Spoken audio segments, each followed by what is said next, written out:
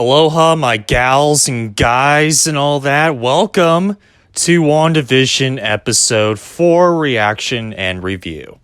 Now, to be fair, I haven't really posted anything about WandaVision in about 114 days, which is my fault. But we're back, we're up and running, let's do this thing. So, this episode dives a lot more into Monica Rambeau and her origin story, basically.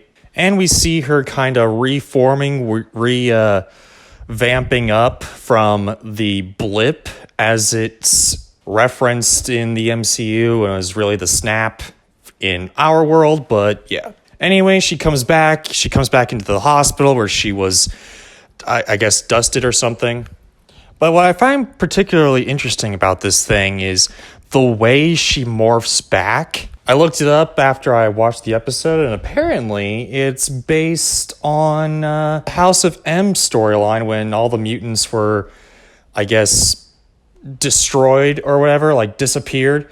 Kind of like the snap, but yeah, instead of like dust and all that being morphed back together, it was like a lot more blocky, a lot more like liquid morphine, I guess, or something like that. Like morphine as in Mighty Morphin Power Rangers, not morphine as in the other drug, but whatever. Anyway, I found it to be pretty interesting. And not only that, we see what happens, like the real stakes of what happens when everyone from 5 years ago is all of a sudden dusted back and comes back to life. What's the ramifications of that in the real world? We saw that a little bit in Spider-Man Far From Home, but that was more of a comedic type of thing. But here we actually find a lot more questions answered. I mean, people don't know. People don't know what to do. They don't know how to help them because there's a lot more hospital people, a lot more patients just morphing into existence and don't really know exactly what to do and how to help them.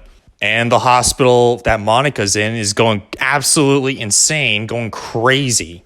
And I found that to be pretty interesting. Finally, they are explaining what's going on in this world, you know? Anyway, we see Monica later on. She comes back to, I guess, Sword now. I guess this is Sword now. Where she meets Tyler Hayward. And apparently, yeah, he's kind of the bad guy. I mean, it's kind of blatant. It's kind of thrown in your face here. But anyway, I guess she's on another assignment, and she's going to meet Jimmy Woo, who perfected the card trick from Ant-Man and the Wasp. And if you looked on the internet back when this episode first happened, it's all over the place. He finally perfected the card trick, and I was just like, yeah, he did. It was actually really nice little touch there. I mean, even the smallest of littlest things were kind of wrapped up in this universe, which I really do enjoy about the MCU. It's just the little touches that makes it all the right better, I guess. So after a bunch of discombobulance, I guess, Monica's thrown into the void, which looks like a TV screen. If you look at it real close, you see all the lights, the red, blue, and green lights. It's kind of a fuzzy type of thing, which is covering this entire town of Westview, and in fact, it is a real town. So now Jimmy Woo and the FBI and SWORD agents are now trying to get her out, as well as trying to get Wanda and Vision, who's mysteriously still alive, out of the void and to try to stop the void from, I guess, taking over the world or whatever. And not only that, but with the help of Marcy from the first four Thor movies. Well, I don't know why I said 4, but whatever. And I gotta say, she's not that terrible in this episode. I mean, in this episode, she's a lot more subdued. She's not at all, like, cringe as she was, especially in Thor 2. But she's more subdued. She's more realistic. She's just cracking jokes, just trying to levy up the heavy energy that's going on in the research facility as follows and all that. And I got to admit, she has the most laughs in this entire episode. I mean, she had more laughs than in the entirety of Thor, where I thought she was previously the most hilarious in the entire MCU. But now, this one episode, she was all right, you know? Good job there. I see you improving over there. You know, you're doing a good job. You know, good job. That's all we really want. You know, is to improve, do better. You know, you're doing a lot better. So good job there. Anyway, it's Marcy who finds out that it's a TV show, and she decides to start watching it, trying to gather up information and all that type of stuff. And what I find to be really interesting is the fact that they needed an old TV instead of a new TV, because old TVs actually pick up a special TV signal. I mean, if you lived back in the 90s and even early 2000s, you would know like specific network TVs, specific network channels had like this signal, this special signal that can only be picked up by a few TVs with the antennas and stuff. That's why old TVs have the antennas, to pick up that signal. But in 2009, the president at the time, Obama, kind of abolished that and made sure everyone had to pay for cable and satellite and all that type of stuff, which, to be fair, no one else was using at the time. So, I mean, that's fine. But enough of the history lessons. So I found that to be pretty interesting. Like, you couldn't use any old TV. You got to have like one of those old TVs with the antennas on there. And Good job there, Feige. Good job. I see you working there. I see you using your brain. Good job there. And basically, that's how the episode goes for most of the time. It's very, very much answering the questions asked by the previous 3 episodes. It's like, what happened to the beekeeper? Well, we don't really see that, but we see how they kind of transform from modern day stuff to like period centric type of things, like the beekeeper turned in from like a sword agent and all that type of stuff. And basically Marcy and Johnny Woo are basically trying to decipher all the questions for us as well. Like we're asking so many questions, like how did it get here, who's controlling it, all that type of stuff. Who's Catherine Hahn's character, because we don't see any information on her name and all that type of stuff.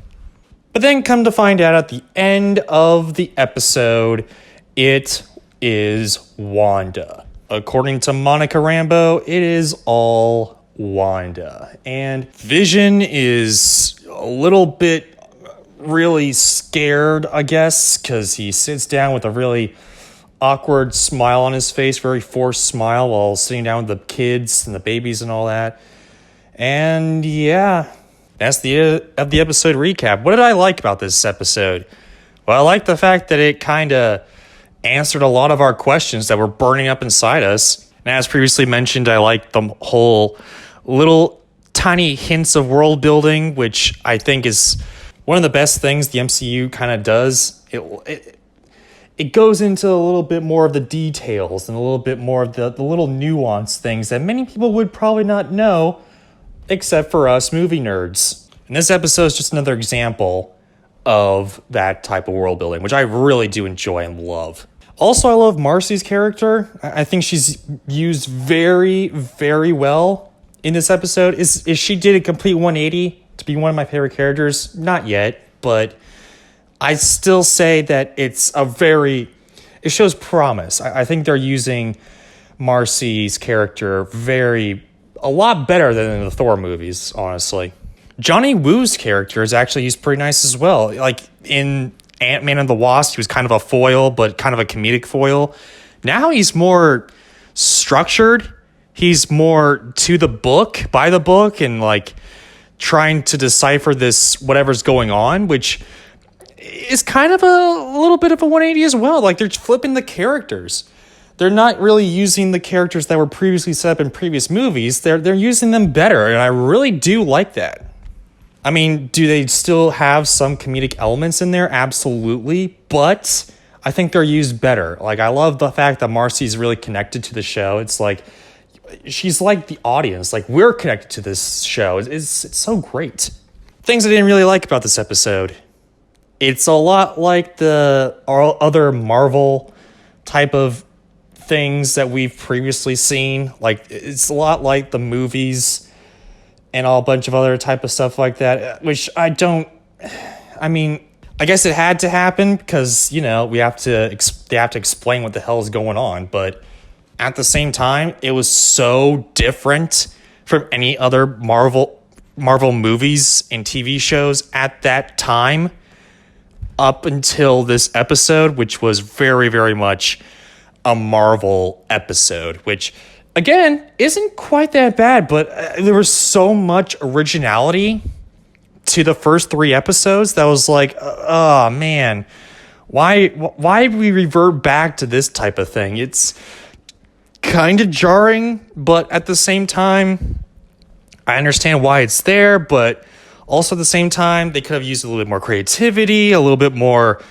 other type of things, I guess. But to be fair, a lot of my friends who actually watched this show actually love this episode the most, even though they hated the sitcom aspect of it, which I do not understand because I love the sitcom aspect of it. I'm a huge sitcom nerd, if you will. And yeah, but these are also the people who also didn't like Guardians of the Galaxy because they didn't connect to the overall MCU. And I was like, what the hell? Are you serious? Guardians of the Galaxy Volume 2? That's like one of the greatest movies the MCU's ever made. But whatever. I'm not going to comment on that. But anyway, is it a solid episode? Absolutely it is. Is it as solid as the other ones? Not really, not necessarily, but I think it didn't waver any of my previous likeness for this show. In fact, I still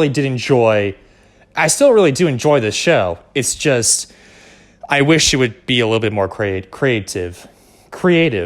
I don't know why I'm having a rough pronunciation of words today, but I really do enjoy this show still. It's just more creativity would probably be warranted.